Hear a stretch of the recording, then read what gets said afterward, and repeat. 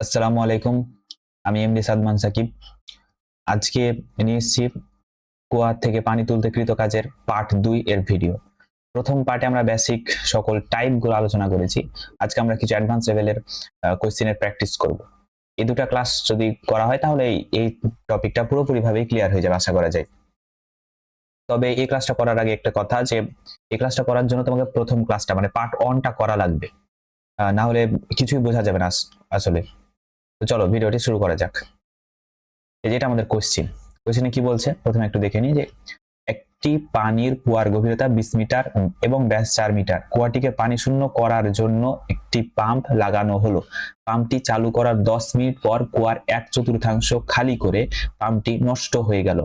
পরে অন্য আরেকটি পাম্প দ্বারা বাকি পানি শূন্য করা হলো। এখন দুটো কোশ্চেন। প্রথম পাম্পটির ক্ষমতা নির্ণয় করো। আর দ্বিতীয় কোশ্চেন, উদ্দীপকের দ্বিতীয় পাম্পটি যদি বাকি কুয়ার পানি 20 মিনিট শূন্য করতে পারে তাহলে উভয় পাম্পের মধ্যে কোনটির অক্ষমতা বেশি? চলো ম্যাথটা করা যাক। এখানে প্রথমত প্রথম পাম্পটার ক্ষমতা, এখানে আমাদের কি বলছে, একটি পানির কুয়ার গভীরতা 20 মিটার, গভীরতা দেওয়া আছে 20 মিটার।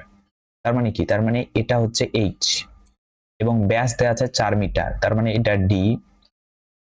কুয়াটিকে পানি শূন্য করার জন্য একটি পাম্প লাগানো হলো। পাম্পটি চালু করা 10 মিনিট পর কুয়ার 1/4 খালি করে পাম্পটি নষ্ট হয়ে গেল। তার মানে এটাই প্রথম পাম্প। এই যে একটি পাম্প, এটাই কিন্তু প্রথম পাম্প। তার মানে এই পাম্পটারই ক্ষমতা লাগবে, যে পাম্পটা চলেছে কত 10 মিনিট, আর এখানে আমরা টাইম 10 মিনিট ইউজ করব। আর কুয়ার 1/4 খালি করেছে, 1/4 খালি করেছে, তার মানে পানি ফেলে দিয়েছে 1/4। ওটা নিয়ে আমরা কাজ করব। তাহলে আমরা ক্ষমতার যে সূত্রটা জানি, পাম্পটির ক্ষমতা P = W/T। W হচ্ছে কাজ আর T তো সময়। M'(G)H'(T), এই যেগুলো আমরা আগেই বলেছি। M' খালি করা পানির ভর, H' হচ্ছে গড় সরণ, যেটা আমরা পার্ট 1 এর যে টেকনিকে বের করেছিলাম গড় সরণ, সেইভাবে নির্ণয় করবো এখানেও। তো চলো, এখানে পানি পূর্ণ একটা কুয়া, এটার মোট উচ্চতা H = 20 মিটার, এই যে এখানে দেওয়া আছে। তারপর এটার ব্যাস, ব্যাস কত দেওয়া আছে, D = 4 মিটার ব্যাস।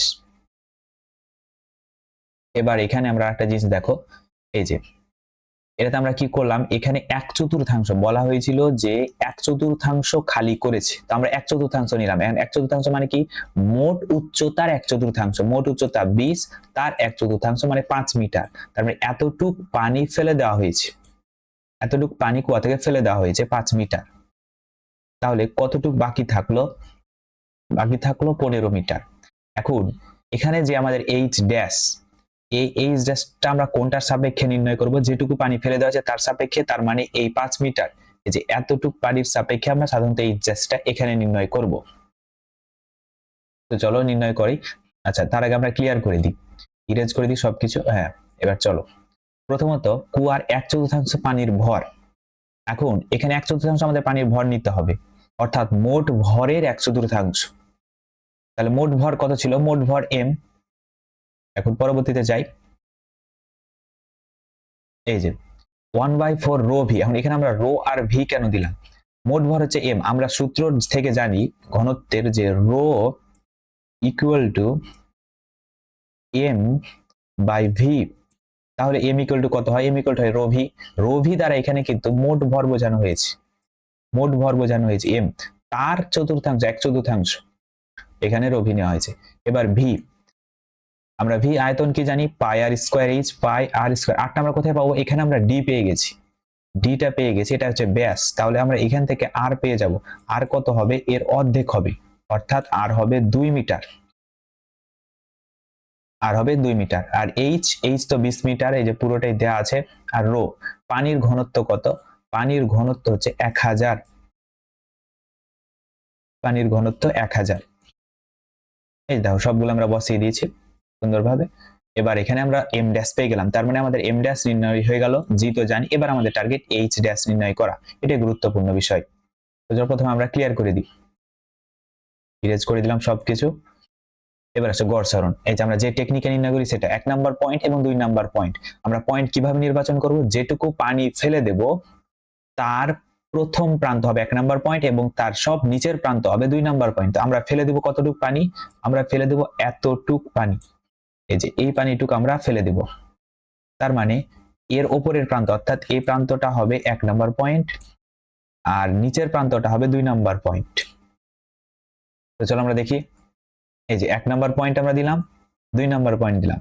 এবার দেখো 1 নাম্বার পয়েন্টটা ফেলে দেওয়ার সময় কোনো দূরত্ব অতিক্রম করছে না, কারণ এটা একদম প্রথম প্রান্ত, একদম কুয়ার প্রথম একদম শুরু, এই কারণে এখানে কোনো দূরত্ব অতিক্রম করে না। বাট 2 নাম্বার প্রান্তটা যখন পানি ফেলা হয় তখন এটি একদম এই 1/4 দূরত্ব অতিক্রম করে মোট দূরত্বের, অর্থাৎ 5 মিটার দূরত্ব দুইটা অতিক্রম করে। একের ক্ষেত্রে যেটা 0, 2 এর ক্ষেত্রে সেটা হবে 5 মিটার। তো চলো আমরা লিখে দিই। এই যে 0 1 নম্বর পয়েন্টের ক্ষেত্রে আর 2 নম্বর পয়েন্টের ক্ষেত্রে 5/2, তাহলে h dash equal to 2.5 metre. এখন দেখো আমরা মানগুলো সুন্দরভাবে বসিয়ে দিব। m dash আমরা পেয়েছি, বসিয়ে দিলাম। g তো জানি, আর 2.5 h dash যে আমাদের ক্ষমতা, পাম্পটির প্রথম পাম্পটির ক্ষমতা এত। এই যে এটা হর্স পাওয়ারে নির্ণয় করলাম। এবার আমরা দ্বিতীয় ম্যাথ 2 নাম্বার কি বলছে? এই যে 2 নাম্বার, উদ্দীপকের দ্বিতীয় পাম্পটি যদি বাকি কুয়ার পানি 20 মিনিট, বাকি কুয়ার পানি মানে কি বুঝলা?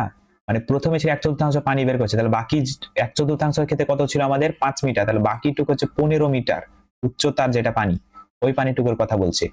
পানি 20 মিনিটে, মানে এখানে টি 20, এখানে টি হচ্ছে 20 মিনিটে শূন্য করতে পারে, তাহলে উভয় পাম্পের মধ্যে কোনটির অশ্ব ক্ষমতা বেশি? উভয় পাম্প, তার মানে প্রথম পাম্পটা আমরা পূর্বের ম্যাথে পেয়ে গেছি। এই যে প্রথম পাম্পের ক্ষমতা 3.44 HP। এবার আমাদের দ্বিতীয় পাম্পের ক্ষমতা নির্ণয় করা লাগবে। এই যে m dash g h dash t। এবার প্রথম পাম্প কাজ করেছে, কতটুকু কাজ করেছে? 1/4 পানি ফেলে দিয়েছে প্রথম পাম্প, এই কারণে আমরা 1/4 দেখো এখানে খালি করে দিয়েছি, পুরো খালি। এবার আমাদের কাজ হবে এই যে বাকি যে পানি আছে এগুলো হচ্ছে বাকি পানি, এই বাকি পানি ফেলেছে কোনটা? দ্বিতীয় পাম্প, সেকেন্ড পাম্প ফেলেছে এই বাকি পানিটা। তাহলে সেকেন্ড পাম্প এই বাকি পানিটা ফেলতে কতটুকু ক্ষমতা তার অর্জিত হয়েছে, ওই ক্ষমতাটা আমরা এবার নির্ণয় করব। তো চলো এগুলো ইরেজ করে দিই। ইরেজ। এবার এই যে দেখো এটা প্রথম যেটা পাম্প, সে 5 মিটার উচ্চতার পানি ফেলেছিল, তাই প্রথম তার নিচে থাকছে কত? 3/4, 15 মিটার, মানে 4/1 ভাগ পানি ফেলেছিল, তাহলে বাকি থাকলো 4/3 ভাগ, যেটা দ্বিতীয় পাম্প ফেলবে। এবার আসো গড় সরণ আমরা যেটা নির্ণয় করতে চাই, 1 নম্বর পয়েন্ট, 2 নম্বর পয়েন্ট। এবার আমরা এই পয়েন্টগুলো কিভাবে নির্বাচন করবো? এবার তো ইজি একদম, যেটুকু পানি ফেলবো তার প্রথম প্রান্তে 1 নম্বর পয়েন্ট, এই যে 1 নম্বর পয়েন্ট, আর সব নিচের প্রান্ত হবে 2 নম্বর পয়েন্ট। এবার দেখো 1 নম্বর পয়েন্ট কতটুকু দূরত্ব অতিক্রম করবে পানি ফেলার সময়? তাকে এতটুকু দূরত্ব অতিক্রম করা লাগবে। এতটুকু দূরত্ব কত? 5 মিটার। আর 2 নম্বরকে অতিক্রম করা লাগবে এতটুকু দূরত্ব। এটা কত? এটা হলো 20 মিটার। 2 নম্বরকে অতিক্রম করা লাগবে এতটুকু। তো আমরা ইরেজ করে দিই, ক্লিয়ারলি বোঝাই।